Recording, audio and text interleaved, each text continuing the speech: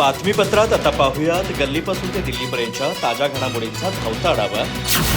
मोदी सरकार महात्मा गांधी राष्ट्रीय ग्रामीण रोजगार हमी कायदा रद्द करून नवीन ग्रामीण रोजगार कायदा आणण्याच्या तयारीत आहे। सरकारने यासंबंधीच्या विधेयकाची प्रत लोकसभा खासदारांमध्ये वितरित केली आहे। वृत्तसंस्था पीटीआयने सूत्रांच्या हवाल्याने ही बातमी दिली असून हे विधेयक संसदेच्या सध्याच्या हिवाळी अधिवेशनात सादर केलं जाऊ शकतं। विधेयकाचं नाव विकसित भारत रोजगार आणि उपजीविका हमी ग्रामीण मिशन विधेयक 2025 असं ठेवण्यात आलं आहे। यात म्हटलं आहे की विकसित भारत 2047च्या राष्ट्रीय दृष्टिकोनानुसार ग्रामीण विकासाची नवीन रचना तयार करणं हा याचा उद्देश आहे। कामाच्या दिवसांची संख्या 100 वरून 125 दिवसांपर्यंत वाढवली जाईल। यापूर्वी 12 डिसेंबर रोजी बातमी आली होती की केंद्रीय मंत्रिमंडळाने मनरेगाचे नाव बदलून पूज्य बापू ग्रामीण रोजगार योजना असं ठेवण्यात आलं आहे। तथापि सरकारने जारी केलेली अधिसूचना समोर आली नव्हती। जेव्हा मनरेगाचं नाव बदलण्याची माहिती समोर आली होती तेव्हा वायनाडच्या काँग्रेस खासदार प्रियांका गांधी म्हणाल्या होत्या की त्यांना मनरेगा योजनेचं नाव बदलण्याच्या निर्णयामागील कारण समजत नाही। यामुळे अनावश्यक खर्च होतो। त्या म्हणाल्या, यामागे कोणती मानसिकता आहे हे मला समजत नाही। सर्वात आधी हे महात्मा गांधींचं नाव आहे आणि जेव्हा ते बदललं जातं तेव्हा सरकारची संसाधने पुन्हा यावर खर्च होतात। कार्यालयापासून ते स्टेशनरीपर्यंत सर्व काही बदलावं लागतं। म्हणून ही एक मोठी महागडी प्रक्रिया आहे। मग असं करण्याचा काय फायदा? आगामी मुंबई महानगरपालिका निवडणुकीच्या तोंडावर उद्धव ठाकरे यांच्या शिवसेना ठाकरे गटाला मोठा राजकीय धक्का बसलाय। उत्तर मुंबईतील शिवसेनेचे दिवंगत नगरसेवक अभिषेक घोसाळकर यांच्या पत्नी तेजस्वी घोसाळकर यांनी आज भाजपमध्ये जाहीर प्रवेश केला। विकास कामं करण्यासाठी भाजपमध्ये प्रवेश केल्याचं तेजस्वी घोसाळकर यावेळी म्हणाल्या। दादर येथील भाजपचे कार्यालय वसंत स्मृती इथं सकाळी 10 वाजता हा पक्षप्रवेश सोहळा पार पडला। भाजपचे मुंबई अध्यक्ष अमित साटम, आमदार प्रवीण दरेकर यांच्या उपस्थितीत तेजस्वी घोसाळकर यांनी कमळ हाती घेतलं।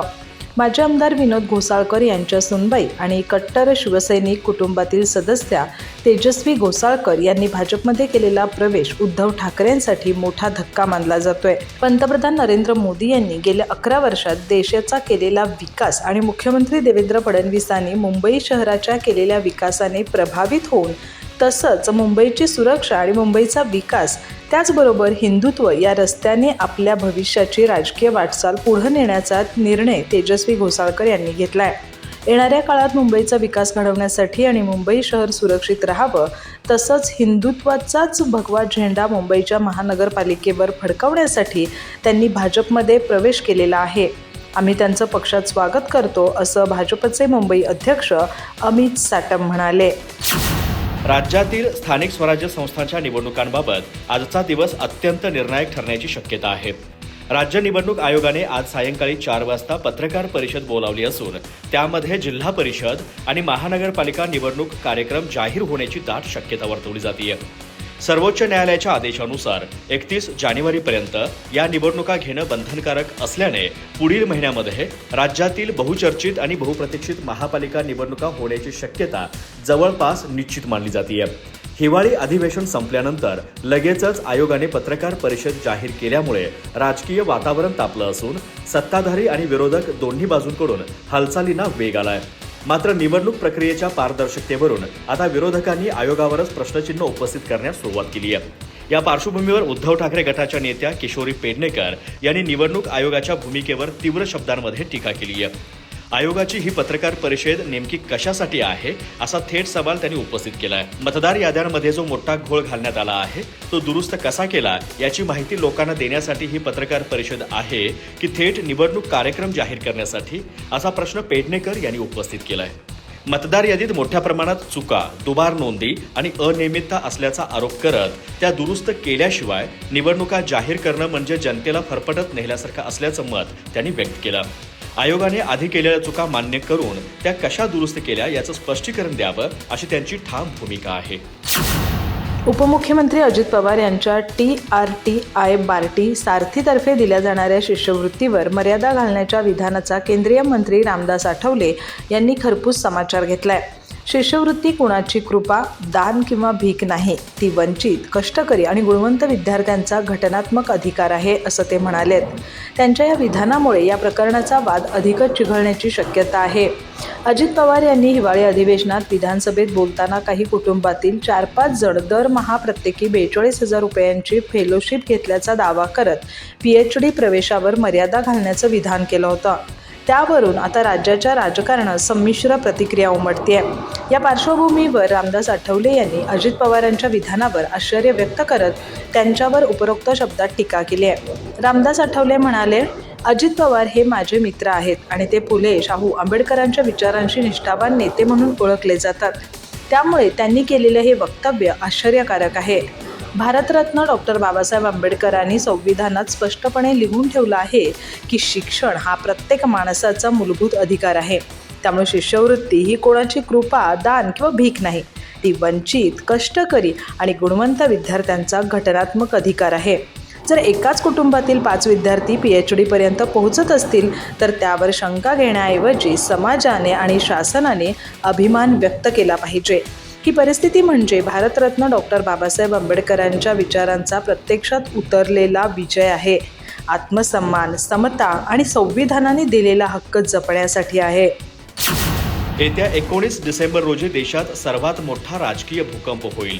त्यात भारताचा पंतप्रधान बदलून एक मराठी माणूस पंतप्रधान होईल, असा दावा काँग्रेसचे ज्येष्ठ नेते तथा माजी मुख्यमंत्री पृथ्वीराज चव्हाण यांनी केला आहे.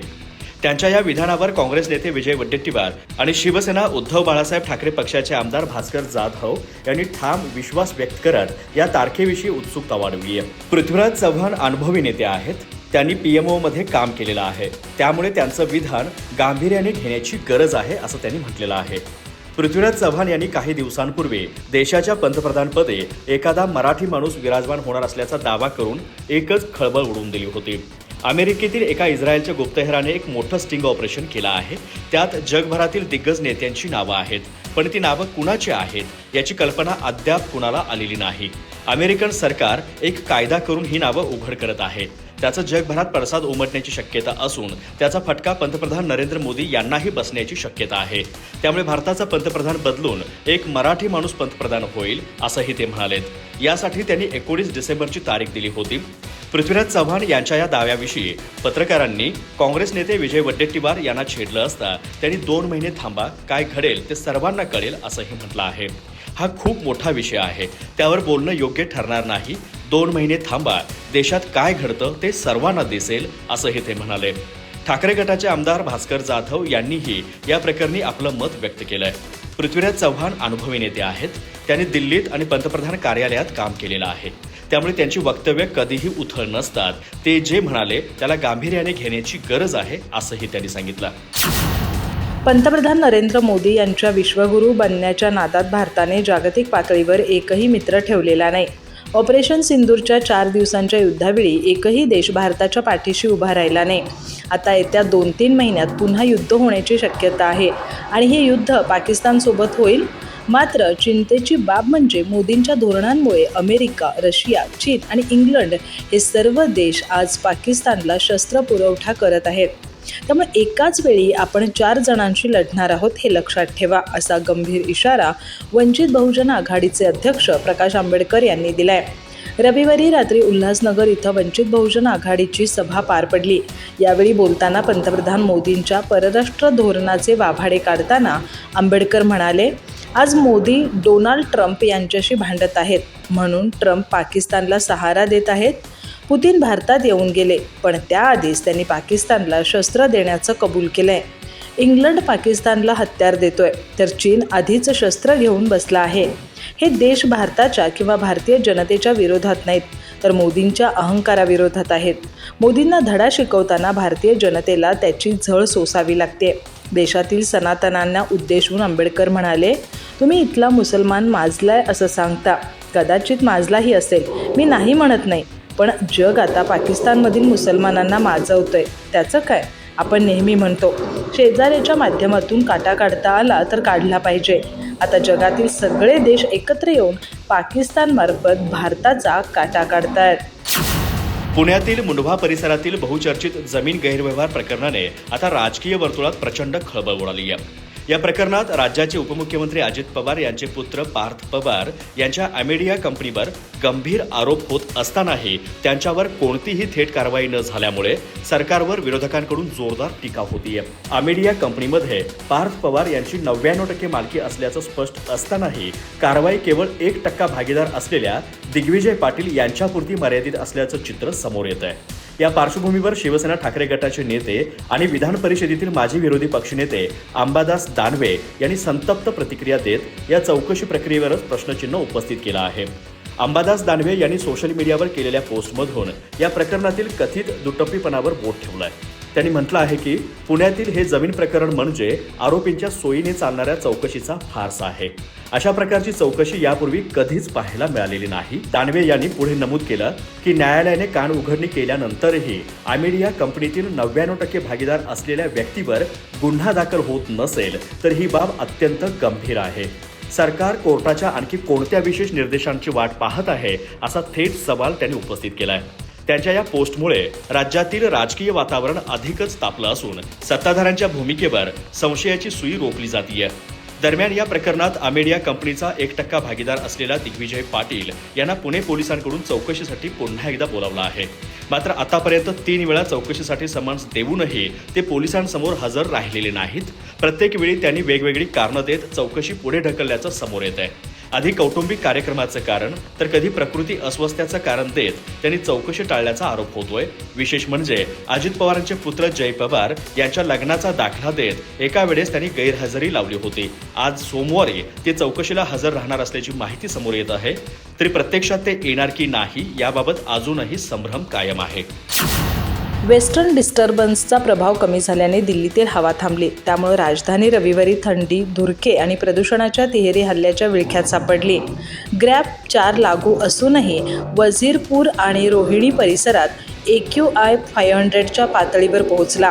प्रदूषण कण वातावरणात अडकून राहिले आणि राजधानी गॅस चेंबर बनली. रविवारी या वर्षातील सर्वात दाट धुकेही पसरलं. अक्षरधामसह अनेक भागांमध्ये दृश्यमानता 50 मीटरपर्यंत कमी झाली. धुक्यामुळे 40 विमानांची उड्डाणं रद्द करण्यात आली तर 300 विमाने उशिराने धावतील. डॉक्टरांनी लहान मुलं, वृद्ध आणि श्वसनाचे आजार असलेल्या रुग्णांना सावधगिरी बाळगण्यास सांगितले. हवामान विभागाच्या मते सोमवारपासून वाऱ्याचा वेग वाढल्यास थोडा दिलासा मिळू शकतो. दरम्यान सर्वोच्च न्यायालयाचे सरन्यायाधीश न्यायमूर्ती सूर्यकांत यांनी वकील आणि पक्षकारांना व्हिडिओ कॉन्फरन्सिंगद्वारे हायब्रिड मोडमध्ये हजर राहण्याचा सल्ला दिलाय. सर्वोच्च न्यायालय दिल्ली NCR मधील वायू प्रदूषणाशी संबंधित याचिकेवर 17 डिसेंबर रोजी सुनावणी करणार आहे. अधिक माहिती आणि ताज्या घडामोडींसाठी आजच आमचे चॅनल सबस्क्राईब करा.